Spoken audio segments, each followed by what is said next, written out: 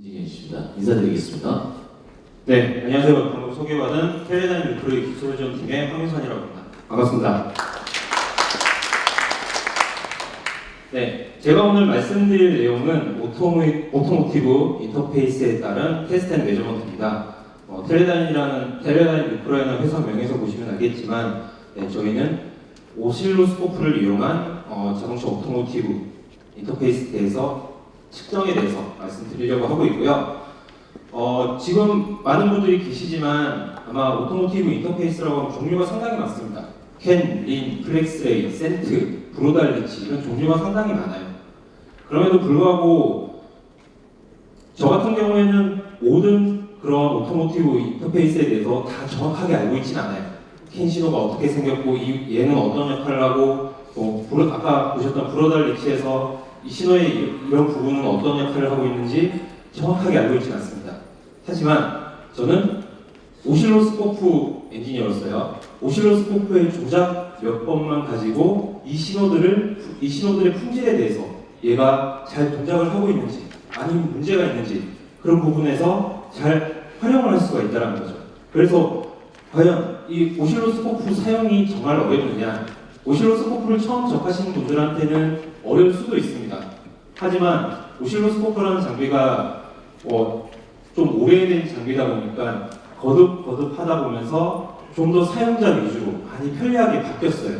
그래서 저 같은 경우도 아까도 말씀드렸지만 캔 신호를 전혀 모르더라도 스코프를 가지고 캔 신호를 분석할 수가 있는 거예요. 그래서 오실로스코프를 사용한 그런 오토모티브 신호들의 분석에 대해서 전반인 부분에 대해서 말씀드리도록 하겠습니다. 그래서 오실로스코프라는 장비는 어떤 장비냐? 제가 간단하게 말씀드리면은 시간의 변화에 따른 전압의 변화를 보는 장비예요. 그래서 스코프 화면을 보시게 되면 가로축은 시간이고 세로축은 볼티지 값이에요. 이런 시간에 따른 전압의 변화에서 이런 단순한 의미를 가지고 있는 게 아니라 신호의 품질 측정도 할 수 있고 이제는 데이터가 어떤 의미를 가지고 있는지도 오실로스코프를 통해서 정확하게 확인하실 수가 있다는 거예요. 그래서 저같이 캔 신호가 뭔지 정확하게 모르는 사람들도 스코프의 조작법 몇 번만으로도 캔 신호를 쉽게 분석할 수 있다는 겁니다. 그러면 오실로스코프 입장에서 제가 신호를 한번 나눠봤어요. 오토모티브 인터페이스에 관한 신호들을 나눠봤는데요.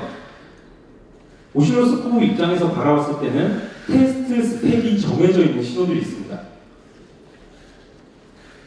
모스트라든지 브로달리치, USB DDR 같은 경우에는 이전에는 오토모티브 쪽에서 많이 사용하지 않았지만 최근에 카 오디오라든지 그런 부분이 활성화되다 보면서 최근에 많이 사용하게 됐는데요.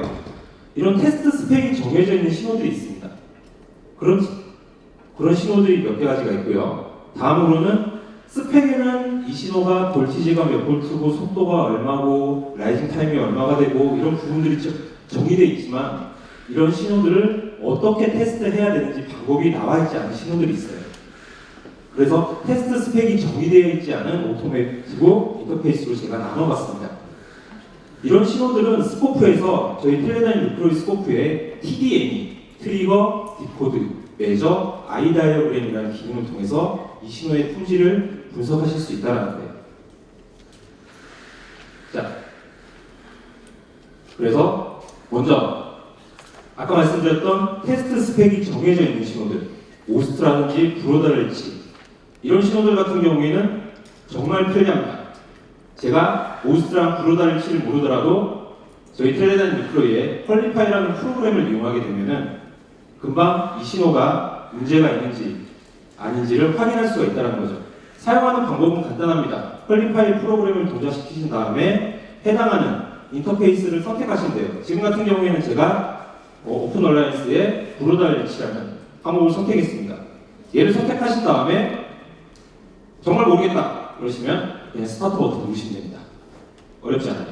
그 다음으로는 스코프가 이제 동작을 하면서 설정이라든지 이런 부분들은 다 자동으로 해줍니다.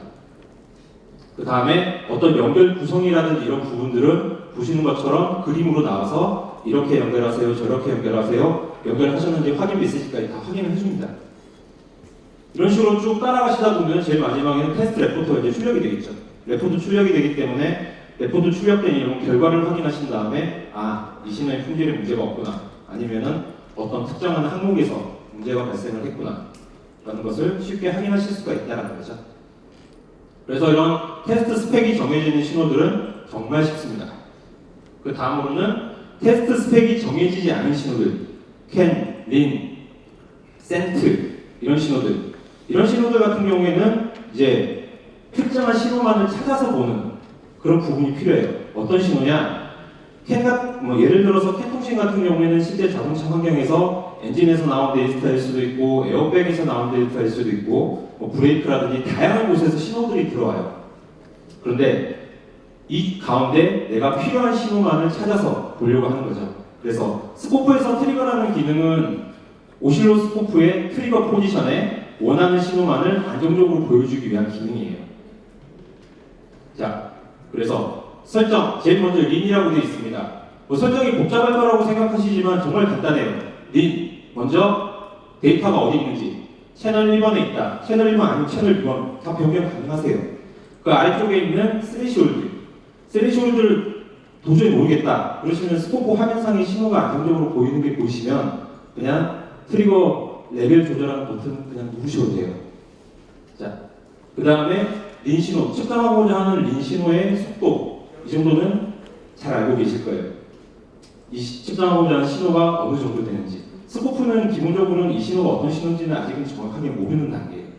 그렇기 때문에 린 신호의 속도에 맞춰서 속도에 대한 정보를 넣어주시면 됩니다.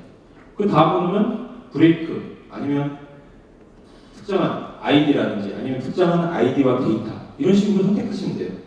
그 다음에 아이디 값을 설정해주는 영역이 있고 데이터 값을 설정해주는 영역이 있습니다. 보시면 알겠지만 저희 텔레다인 미크로스코프의 모든 설정은 왼쪽에서 오른쪽으로 하나씩 그냥 선택해 가시면 돼요. 선택해 가실 때마다 오른쪽에 있는 화면들이 다 변경이 됩니다. 캔 신호도 마찬가지예요. 채널 1번에서 나오는 신호, 그리고 스레시홀드 모르겠다 버튼 누르시면 됩니다. 그 다음에 속도 맞춰주시고, 지금 여기 같은 경우에는 제가 아이디와 데이터 신호를 이용해서 한번 신호를 잡아보려고 해요. 그래서 지금 아이디 컨디션에는 이퀄이라는 부분이 있습니다. 아이디 같은 경우에 다양하게 있지만 100번만 찾고 싶은 게 아니라 200번도 찾아야 되는 100번에서 200번 사이에 해당하는 신호를 찾고 싶다. 데이터가 캔 통신에서 사용하고 있는 DBC 파일, 특정한 아이디가 있고 이 아이디가 몇 번에 등록이 되어 있고 어떤 의미를 가지고 있는지. 자, 다시 한번 보여드릴게요. 앞에는 똑같아요. 속도까지 맞춰주고 데이터까지 선택했습니다. 대신에 여기 포맷에서 심볼이라는 걸 선택하시고 DBC 파일을 열어보시게 되면은 해당하는 DBC 파일 안에 요 위에서 에어백 센서는 200번이라는 그 아이디가 배정되어 있고 쭈루룩 이렇게 다 나와 있어요. 그래서 이 중에 내가 보고 싶은 하나, 엔진에서 나오는 캠 스피드에 해당하는 데이터를 보고 싶다. 저거 선택하시면 끝나는 거예요. 물론 여기 옆에 보면은 이 DBC 파일에 대한 정보들 다 나와 있습니다. 그렇기 때문에 얘만 선택하시고 스코프 화면을 보시게 되면 트리거가 안정적으로 일어나는 것을 확인하실 수가 있다는 거예요. 이게 트리거라는 기능입니다. 자, 그 다음은 디코드입니다. 디코드라는 거는 오실로스코프는 아까도 말씀드렸지만 전압의 변화를 보는 장비입니다. 전압의 변화를 보시게 되면 얘가 1이라는 데이터를 갖고 있는지 0이라는 데이터를 갖고 있는지 눈으로는 쉽게 구별이 돼요. 아, 여기 올라가 있으니까 1, 내려가 있으니까 0.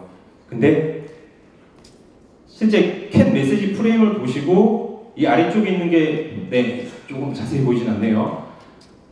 단순히 이렇게 파형만 보고 이렇게 매칭시켜 놨을 때는 도대체 어디서 어디가 아이디인지 어디서 어디가 데이터인지 확인하기 상당히 어렵습니다. 물론 옛날에 이전에 그런 스코프 기능들 중에는 저기 아래쪽에처럼 이 데이터가 뭘 의미한다라고는 보여줘요.